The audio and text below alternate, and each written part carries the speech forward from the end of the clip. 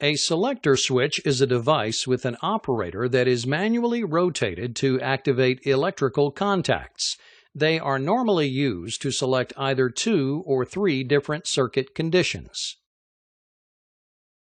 Contact position on a selector switch can easily be illustrated using truth tables.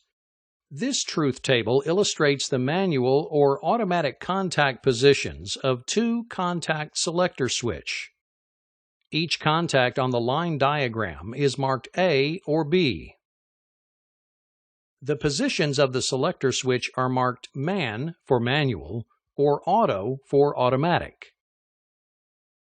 The truth table can be used to easily interpret what contacts are closed for a particular position. An X is placed in the table if a contact is closed in any position. An O is used to depict that a contact is open.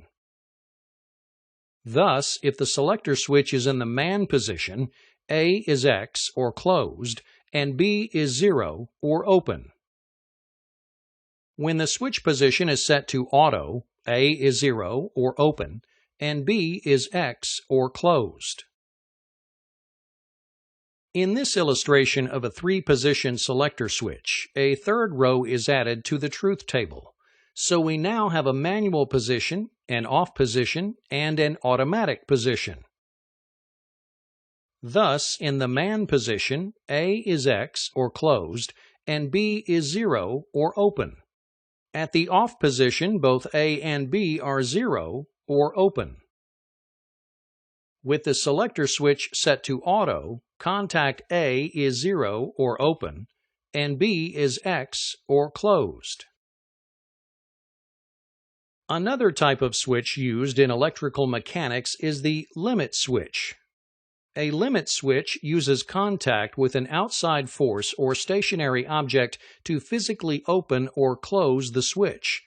In this schematic diagram, the direction from which a force must contact the switch's actuator is indicated by the triangle below or above the switch. A normally open limit switch will remain open until the actuator is acted upon by an outside force or object, thus holding it closed. A normally closed limit switch will remain closed until an outside force or object holds it open. A good example of limit switch application is a garage door circuit. A garage door circuit includes a limit switch that will remain closed until the actuator comes into contact with the floor. When the garage door motor is activated, it will continue to close the door until the lower edge of the door hits the floor. When opposing pressure is applied to the normally closed limit switch, current to the motor is interrupted, stopping the motor and bringing the door to rest in a down position. In this way, the limit switch defines the limit of movement of an object.